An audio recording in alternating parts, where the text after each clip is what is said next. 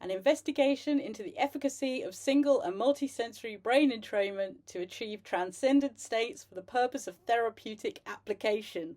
What a mouthful! Let's break this down. Can a transcendent state be useful for therapeutic applications such as PTSD, ADHD, depression, or any other mental states? Obviously, they're all different, but can it help any of them? Can brain entrainment lead to a transcendent state? And can stacking different types of brain entrainment make it more likely that we will get a transcendent state or even improve the transcendent state? Where did this idea come from? Well, I'm a lifelong explorer of out-of-body experiences, astral projection, lucid dreams, all kinds of weird and wonderful things that one can do with one's consciousness, as well as psychedelic experiences. I believe this came from the fact that I was very unhappy as a child and very dissociated a lot of the time, and I wanted to get out of my body. But now these skills in later life have become wonderful tools for the most incredible, magical and transcendent experiences. I suffered for nearly 30 years from a very extreme form of bipolar, where I would go from suicidal to a manic kind of euphoria every 3/4 of a day, so a day and a half for a full cycle.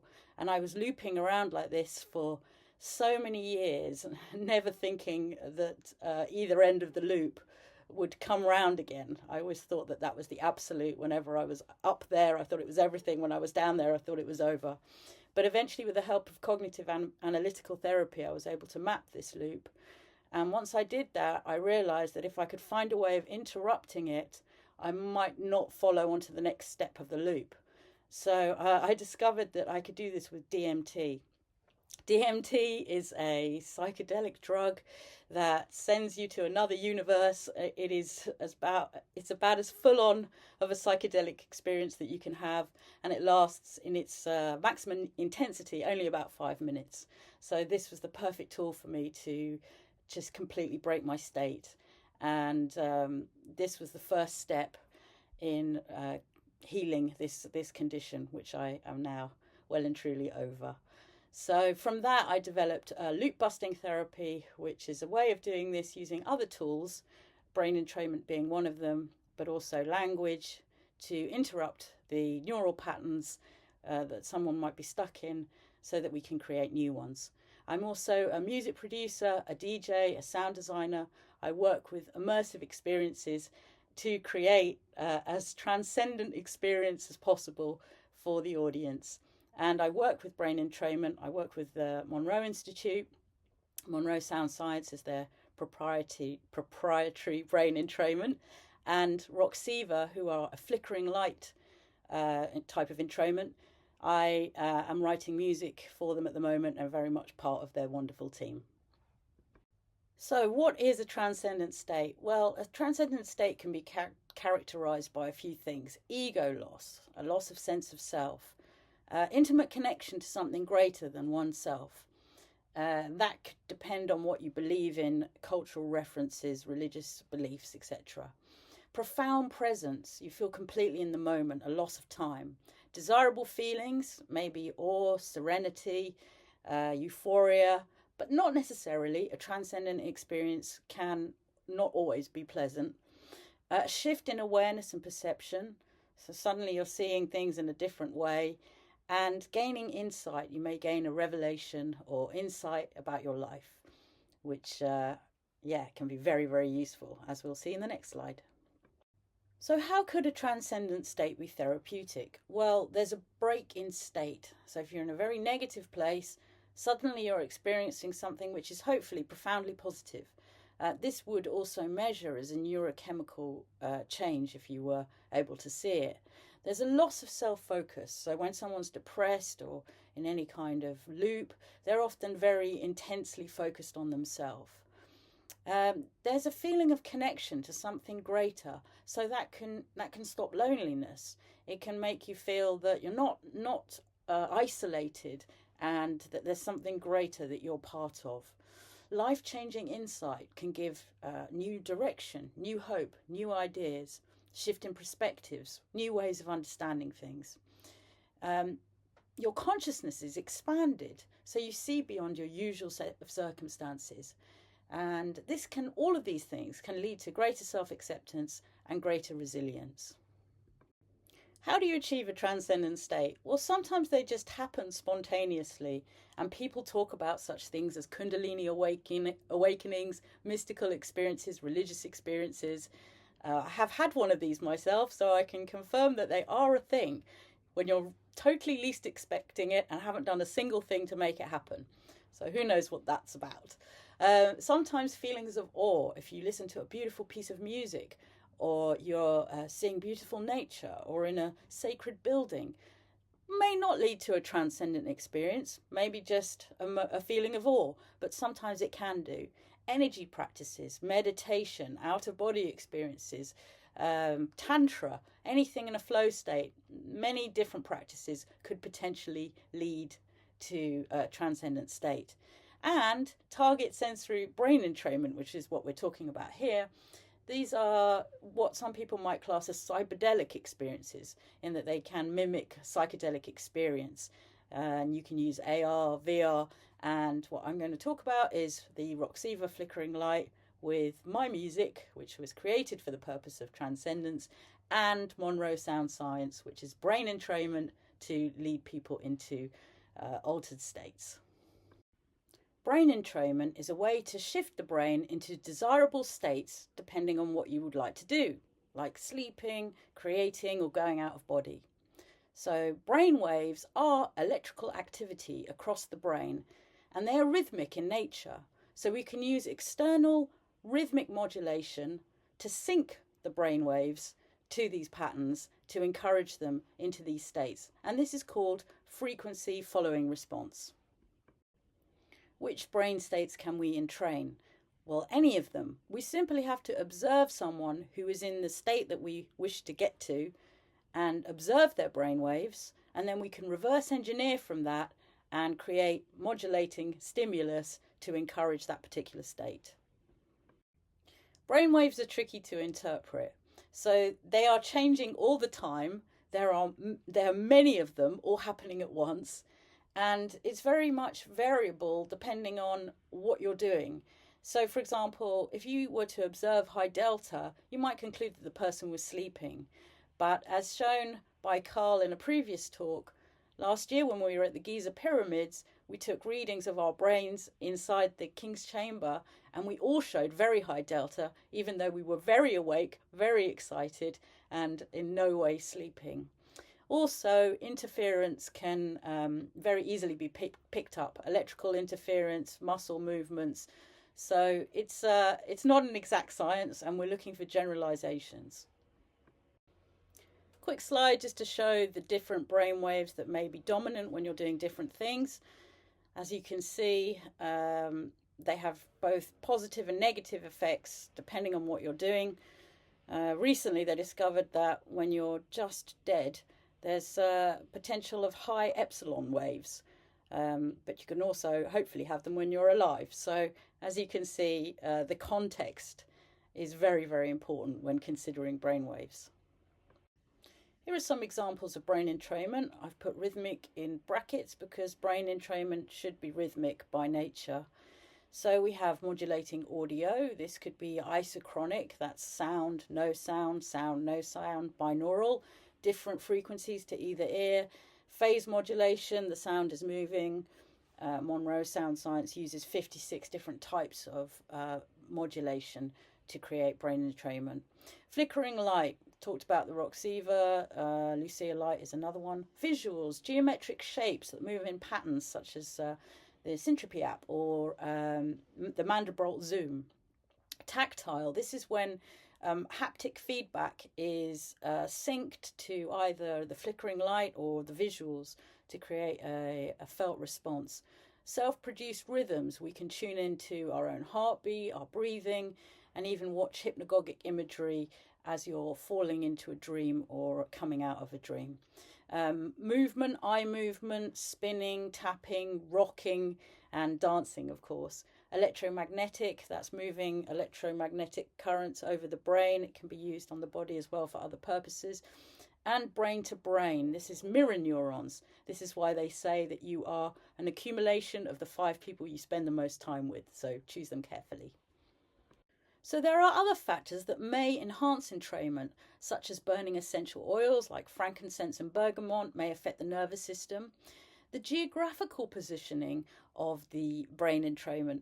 Are you doing it over water? We are water, so we feel a resonance with it. Over ley lines, this may or may not be true, but something to consider. Astrological positioning. Certainly, many builders of sacred buildings around the world felt that this was important. And these unusual brainwave readings that we read in these spaces would suggest that there may be some scientific evidence behind that. And finally, spatial and environmental. What you're seeing in these pictures is me with my hand on and inside the orb. The orb has been designed to optimize comfort in every way. So it has clean air, the temperature is controllable, the positioning that you're lying in, the fabric, the materials, everything has been considered to create the optimum pod for viewing media or meditating or anything that you might want to do in there. And I'm currently involved in a peer-reviewed study at a hospital in Jacksonville, where we have shipped out an orb, and in it there is my music with Monroe Sound Science, which has been created to give an energized, calm feeling. And on top of that, there is heart math technology to optimize heart variability and meditations from Soul Happy. So all these things have come together to see if we can give doctors the most optimum 5-minute rest so that they will come out energized and be able to perform perhaps 1 or 2 more surgeries or perform their day more effectively. And so it's a very exciting study. Although the orb is not a cheap piece of technology, if it could have these effects, it could save many, many lives. Brain entrainment can be subtle, like in the Mona Lisa. She hypnotizes you by oscillating your attention. If you focus only on her mouth, it looks like she's smiling with the little lines here. But if you look at her eyes only, it looks like she's sad. So your attention kind of oscillates between the two. Is she looking at you? Are you looking at her? If you move around, is she following you? Why is the water in the background on different levels? And it's more choppy at the top and less at the bottom, which doesn't really make sense, because if water was falling down, it would be more choppy. And there's so many other things in this picture: sacred geometry, golden ratios, many mysteries, our eyelashes, eyebrows, etc., all oscillating your attention and keeping us mesmerized by this picture. There is no greater form of brain entrainment that I know of than the rave. So what you can see below are 2 pictures of me DJing. The one on the right, you have, of course, the music, the isochronic beat, sound on, sound off, rhythmic modulation. You get dopamine feedback as you know the rhythm and expect it to go a certain way. You have the flashing laser lights. Dancing, so the body is in training with movement. In the picture on the right, what you can't hear is that everyone was chanting, so you have the chanting as well. And above all, the brain-to-brain mirror neurons. There's nothing more exhilarating than a crowd of people doing something together. They're no longer single people, they've become one organism, the crowd. And of course, you've got all the supporting factors, such as the environment, if you're on any substances, smoke machines, any cultural references that might be adding extra layers to it, and the novelty and excitement of the whole thing. So in May this year, I went to do EEG experiments using my music, Monroe Sound Science, and the Roxiva to see if we could see that whether stacking these things together was actually creating a more transcendent experience. And what we did was we listened first to my music, then my music with the tones, then my music with the tones and the Roxiva, and then finally doing that with a 5-minute meditation afterwards. And only one person was using the Roxiva at the time, so the other people were simply listening to what the person was listening to on the Roxiva. So this was very interesting. I'll come back to that later. So we were looking for particular patterns that could show that we were in some kind of transcendent state. Interestingly, the out-of-body experience pattern is a reduction of all the brain waves, which I think is fascinating. And then you've got the ultimate universal consciousness, which shows what it is like to be an enlightened state, or the evolved mind, also a very high level of consciousness. So we were looking for examples of this across our experiences. So what you can see here along the top are the different desirable mind states that you might be in, and the kind of average score of how often that appeared whilst we were doing the various different tasks, whether it be listening to the music or listening with the Roxiva, etc. So the conclusions. Stacking entrainment did indeed increase gamma, at least that's what we found. And gamma are the feelings of love, excitement, of higher level meditation. So certainly a very positive indication that we were closer or in more of a transcendent state. Mirror neurons are so powerful that when someone was enjoying the Roxiva, the other people's scores went up as well. So if you looked at their scores when just listening to the music compared to listening to the music while someone else was enjoying the Roxiva, all our scores went up. So that kind of makes it a little bit difficult to read what's going on exactly. Do we know that they're enjoying it, or are we just aligning? But either way, I think it's quite a beautiful finding. Testing consecutively has an accumulative effect, because as we were shown feedback of where and when our brains reach these transcendent moments, you start to anchor to them, and then you start to learn how to get yourself into that state, which is really exciting. Spending a few minutes meditating after brain entrainment moved the brain even further towards these desirable patterns. And in that meditation, nothing was happening. So we would have finished either listening to the music or the music and Roxiva, just 5 minutes of just pure meditation, and the brain is moving even further. And I think that's so important, because people just often stop the brain entrainment and that's the end of the experience. Really, that could be just the beginning of where you could go. Anecdotal data is valid and vital. So I wanted to really show everything with just brainwave data. But the truth is, we need to ask people what's happening and then compare that with what the brain data is showing. Because like I said before, there are many variables and lots of things to consider. So those two pieces of information are essential. We've only scratched the surface. And I've only scratched the surface of learning about the power of the brain. There's so much more to know, and it's a very, very exciting field, filled with mystery and adventure, and I look forward to delving deeper. My name's Caz Coronel. If you'd like to collaborate or be loop busted or need some music, please do get in touch. It's been an absolute pleasure talking to you. Thank you for listening.